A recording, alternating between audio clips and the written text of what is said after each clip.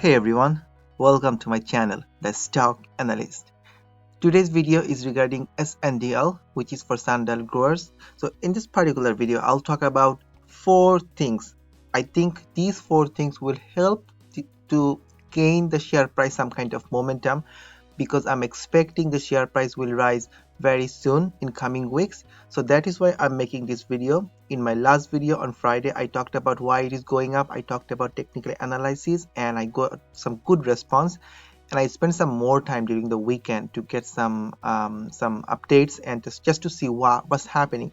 So four things I'll be talking in this particular video, and if you find this video useful, please do not forget to hit the like button and do not forget to subscribe to my channel. And again, these four things, I think these are for the bullish side, right? They will drag the price higher. So number one, if you go to SEC filing for Sndl, and you will see that on 28th of May, I think this is Friday, last Friday, so there was a 6K filing report, and that report, what does it say? 6K.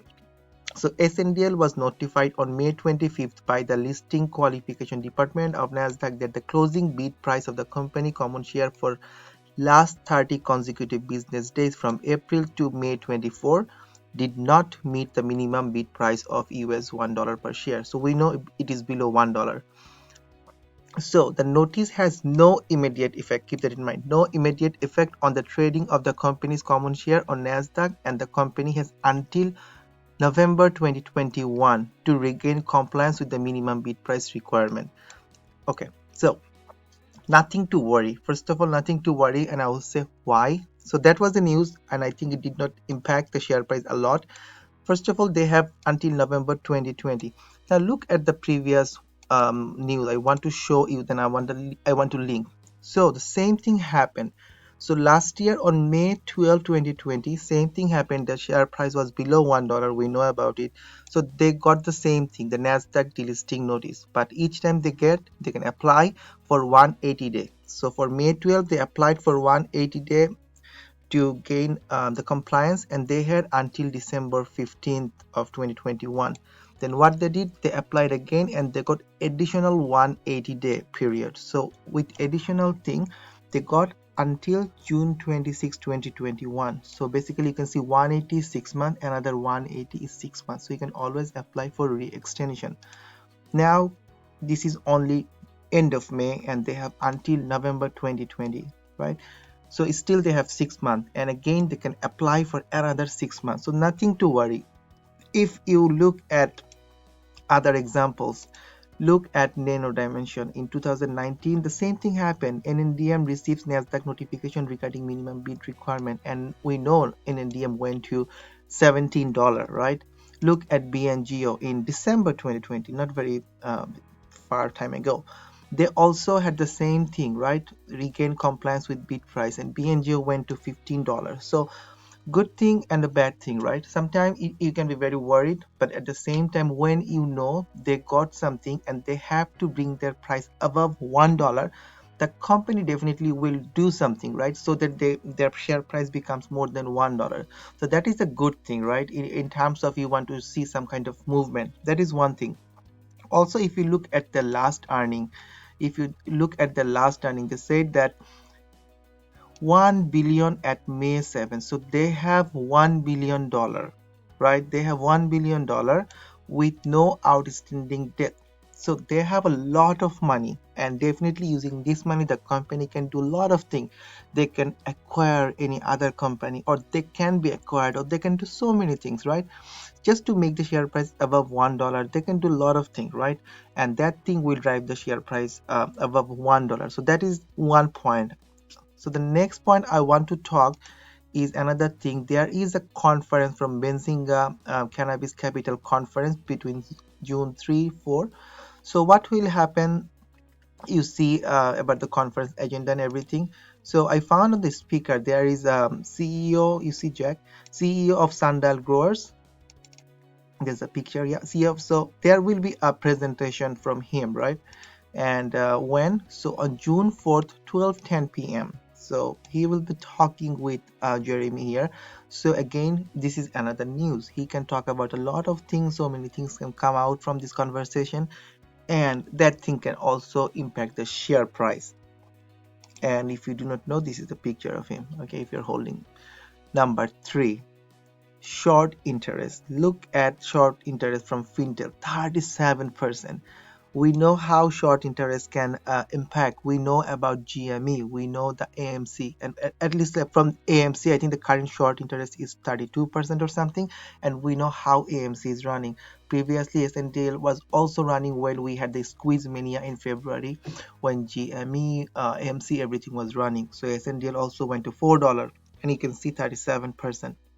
So if the company comes out with a good PR, or during the conference the CEO talks about something, or just looking at the technical, if the share price goes higher, these shorts needs to cover, and it might give a push to the share price. So this is number 3.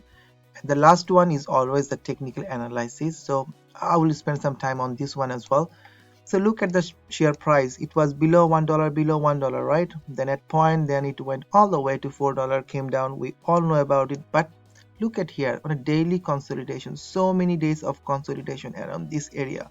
So the support is around 72 cents. It moved sideways for so long. It held this particular support, and it was a previous resistance at one point. So 72 was held very strong and very good sign, right? Then it started thinking, okay, I need to go up. Look at the volume here. Each day the volume bar is increasing. If you look at the previous one, when there is a volume increase, you see big volumes coming, and how the share price can go up. Keep that in mind. It has a high short interest as well. Also, if you look at the trend, maybe I'll just draw a line, something like this, right? So it was coming down. At one point it decided, okay, I need to break through this falling down pattern, right? I need to go up, so let's go up, right? So anyway, so you can see now it started going up. It looks really good, right? So what are the support, what are the resistance? And look at the MACD and RSI. So the RSI is pointing upward, which is looking good. When it goes 70 is good. When it is over 70, it is considered as overbought, and you can see sometimes it went to over 70, then at some point it will come down. So still the momentum is looking good. Look at the MACD here, the blue line is going up, so more and more buyers are coming, and you can see what can happen when more and more buyers come, how the MACD moves and how the share price moves. So this is on the other side. Now what you can see, just looking at the chart, the important support and resistance. In my last video I talked about support and resistance, so I'm not going to spend a lot of time, but I think these are the important lines we are sitting currently. So this is like $1 mark. So you see a previous resistance, then it became support, then it became resistance here, and again the last trading day on Friday it was a resistance. We went, hit that 1.03 area and came down, and end of the day the overall market actually came down. Most of my shares was very high in the morning, and end of the day during the long weekend, it makes sense, it came down. So Tuesday will be very interesting. I want to see pre-market and how we go up.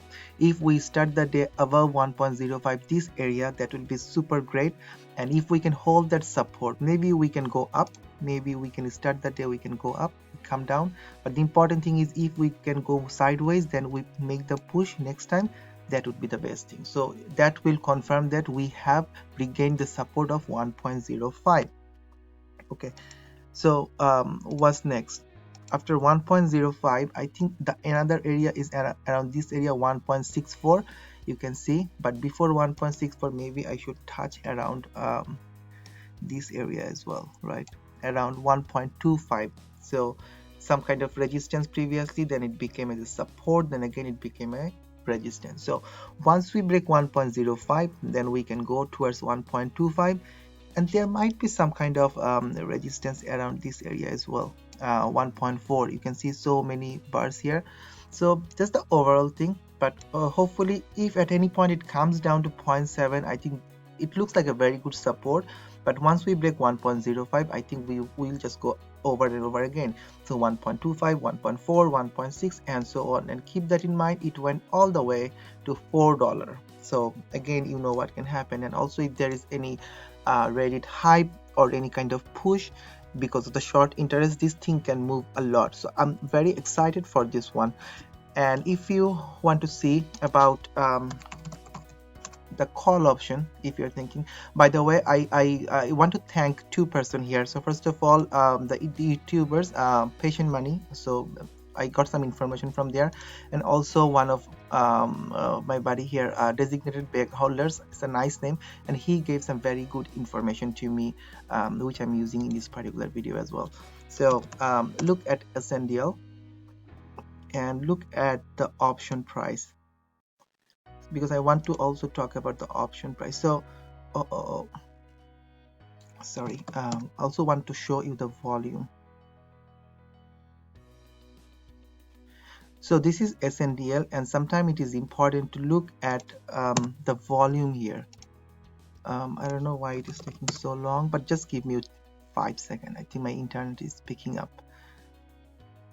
Yeah, this is what I wanted to show you here. So look at the average volume, 233 millions of share. This is the average, and the last day it was 622, almost 3 times more volume. So volumes are coming back. This is very important. Volumes are coming back.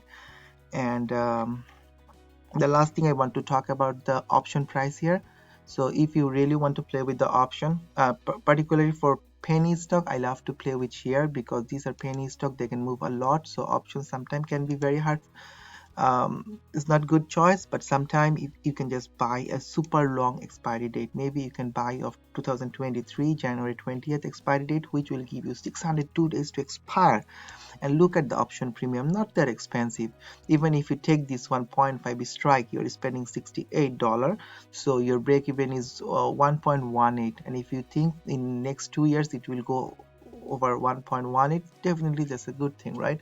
So definitely you can make money. Also look that on last Friday, that thing gained almost 21%. So anyone who bought it for $46, now it is $68. So you see how it can move. So again, if you do not want to buy 100 share, which will cost you $100, you can also buy the call option for 68, buy and forget.